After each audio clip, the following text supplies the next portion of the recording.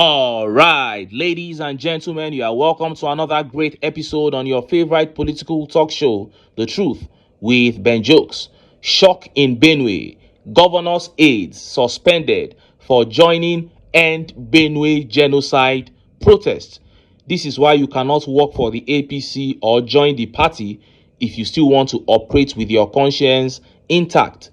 The young man protested the death and massacre of his loved ones, and he gets suspended. And 12 here said something meaningful. He said, I really believe it is high time these big wigs tell us exactly what they have against protest, especially when it is peaceful and people just want to be alive. Good question, and I'll answer that. The big wigs, the politicians, the ruling class have held the country captive, enslaved the country for decades, and have even started passing the baton of oppression down to their children to continue dealing with us, enjoying our resources alone. And they know that the only solution is a revolution, and it is protests that will lead to revolution. That is why they hate protests. They don't want one protest to lead to another. They fear that the pain that the people are going through may unite the people against them. And once the people unite,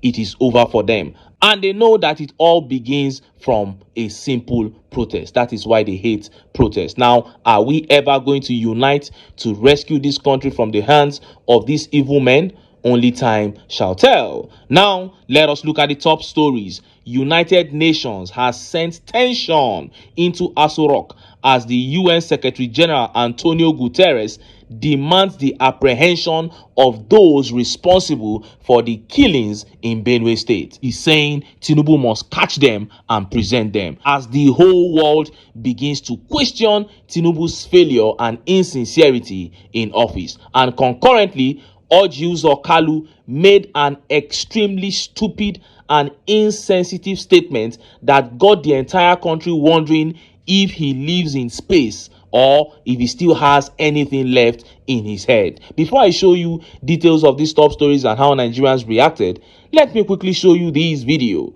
Contrary to Tinubu's claim on Benue killings being mere conflicts, a sitting House of Rep member from Benue State, Tese Ugbo, has said emphatically that the Benue killings are acts of terrorism. See the video. Retaliatory. There's no reprisal of any sort. Not at all. Who are these people that you imagine? You are a son of a military officer. Yes. What do you think, in your own sense, that could have been the cause of this? I think that this is clear terrorism. I think that this is clear banditry. I think that this is possibly an offshoot from Boko Haram. This is clearly a case of terrorism happening in Nigeria. Those who are alleging that they are being harbored in neighboring states like Nasarawa. Yes. Is there any truth in that? There's a lot of truth in that. In my local government too, we have information that they are camped in Kashimbila, which is part of Taraba, but on the border with Benue. But those states where they are alleging that they are being camped, there are no attacks in those areas. Well, what are they looking for in Benue? Benue has fertile land. Let me tell you a little bit about Benue. Benue is the number 4th or 5th largest in terms of population in Nigeria. The Chi people are the number 4th or 5th largest ethnic group in Nigeria. Benue State is the number 1 most Christian state in the whole of northern Nigeria. Benue is 99.9% Christian. It's the most Christian state in Nigeria. It is the most fertile state in Nigeria in terms of food production. Benue was the food basket of the nation. But all that is gone. Over 40% of our arable land currently is not being farmed. So our young people, our women are currently displaced. Hundreds of thousands of people are displaced. You heard that. Now, I remember clearly Buhari referring to the killings in Benue State and Plateau State as farmers-herders clash. The people of Benue, the victims themselves, said, no, this is terrorism. These guys are killing us unprovoked. But Buhari said, no, it is farmers-herders clash. Now, Tinubu is here, and he has adopted that same farmers-herders clash narrative in the face of terrorism that has claimed over 2,000 lives in the last 4 months. And just so we clear things, let us just make it clear. They are not being misinformed. They are not naive. They know exactly what is happening in Benue State. They are only pretending not to because they signed an agreement to do exactly that. It is a middle belt invasion of terrorists, of Fulani killers, Benue, Plateau, Nasarawa, Taraba, and Kwara. These attacks were initially carried out simultaneously in most of these states, but I think now they want to concentrate on Benue and capture it first. Then they will move to Taraba, from Taraba to Plateau. And it could take the terrorist headsmen 40 years to achieve this, but their agenda remains their agenda, and the APC is on their side. They have been on their side for the past 10 years now, and they plan to extend that support for them until 2027, until 2031, and until God knows when. Only the people can rise up and say no to that. Now, let us look at the top stories. First is that extremely insensitive and foolish remark from Orji Okalu at a time that the nation should be mourning. And next is that update from the United Nations asking Tinubu to apprehend the killers and terrorists operating in Benue State. Let's start by taking that update from Orji Okalu. Look at how the papers reported it. Kalu to Lawal, Zamfara will lose if you don't play politics with Tinubu. Abia North Senator Orji Okalu on Monday advised the governor of Zamfara State, Dauda Lawal, to mend his political differences with Bola Tinubu in the interest of the people of the Northwest States. Kalu, an All Progressive Congress chieftain, warned that the people of Zamfara could lose out of major developments if the governor failed to play political economics with Tinubu. And this tweet here by Jeff says, all morals, emotions, and empathy have really gone from these politicians.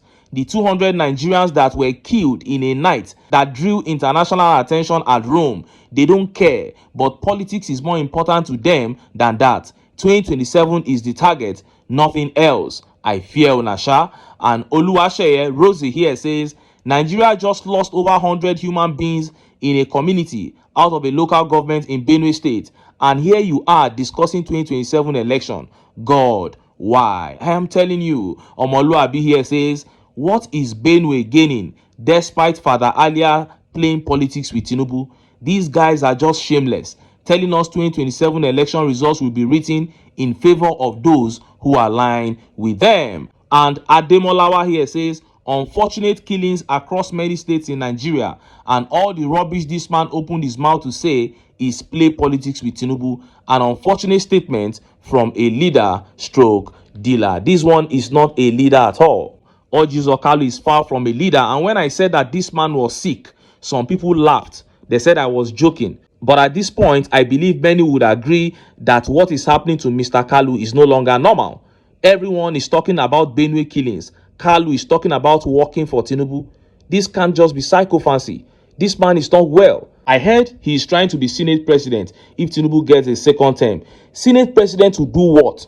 To buy houses or cars? What kind of money does Orji Okalu want that is worth the little and very fragile reputation that he had coming into 2025? Now he has lost it all, and I maintain that this man is not well. The local remedy I prescribed for him remains the only solution. But this time, the administration of strong herbs 3 times daily must be combined with constant flogging and starvation for 14 days. He will be well. But for now, he is not. And just as Nigerians were yet reacting to that update from the United Nations asking Tinubu to apprehend the terrorists in Benue State began making the rounds. Look at how the papers reported it. United Nations condemns Benue attacks, calls for justice. UN Secretary General Antonio Guterres has condemned the attacks perpetrated over the weekend in Benue, north central Nigeria, in which scores of civilians were killed. Guterres said those responsible for the violence should be apprehended. According to news reports, dozens of people were killed while they slept and several were displaced following brutal attacks on the village of Yelewata. Farak Haq, deputy spokesperson for the Secretary General, said, "We are monitoring the situation. The Secretary General condemns the killing of innocent civilians, including in Nigeria, and we hope that those responsible for this violence will be found and apprehended." Bola Tinubu condemned the ongoing violence in Benue and called on all leaders and residents to embrace peace, love, and mutual understanding. Mutual understanding with terrorists. How do you have mutual understanding with killers? And that is why the UN is making this emphatic statement that you should apprehend them, because it is clear to the whole world that this is not farmers' herders clash. It is clear to the whole world that these are not just mere conflicts. These are acts of terrorism. And if we in Nigeria here know that the APC is backing them, you can imagine how much knowledge of that the United Nations has. And I am glad that the international community has followed this matter up this way. African leaders are speaking, the Pope spoke, and now the United Nations Secretary General, Antonio Guterres. The whole world must see what the APC is doing to Nigeria. UN is asking Tinubu to provide the perpetrators, but for the past 10 years, the APC has not arrested a single sponsor of killings in Nigeria. Why? Because they are working hand in hand with the sponsors. They are, in fact, the chief sponsors of terrorism. And I don't mean to play politics with insecurity, but the opposition should learn how to capitalize on moments like this to make great political statements. Because these are the moments that you should begin talking about the incompetence of the people in power and how to get them out. Then if you can quietly bring in the issue of credible elections at this time or shortly after this time, it is not bad. After all, bad leadership is the main reason, is the major reason we are where we are today. I mean, if Tinubu can give a speech yesterday and what he said in the speech is contradicting everything that every elected official and every citizen of Benue State is saying, then that tells you a lot about the quality of our leadership. He is saying that they should settle, they should have peace. It's communal clash. And the people are saying, no, these are not members of our communities. These are unprovoked attacks. But the leadership cannot still listen. So everything boils down to failure of leadership. It is a time for the opposition to capitalize and begin to talk about how we can have credible elections so that the people can elect real leaders who will serve them. There's nothing bad in that. I'm saying this because international community is paying attention to the things going on in Nigeria now, and I believe that if we begin to push the issue of electoral reforms as regards the transfer of election results from polling unit to the IREV, it might become so intense to a point where we might need the international community to intervene. Because if the opposition can come together on this matter, not come and support me, that's not what I'm saying, not coalition, that is not what I'm saying. Everybody should be in his own political party, but we are coming together to see how we can have a system where elections will be credible. Then we can go around the world. If the Senate is saying no, Nigerians can begin to protest. International community can begin to lend their voices. Hashtag give Nigerians free elections. Give Nigerians fair elections. That is what I'm talking about.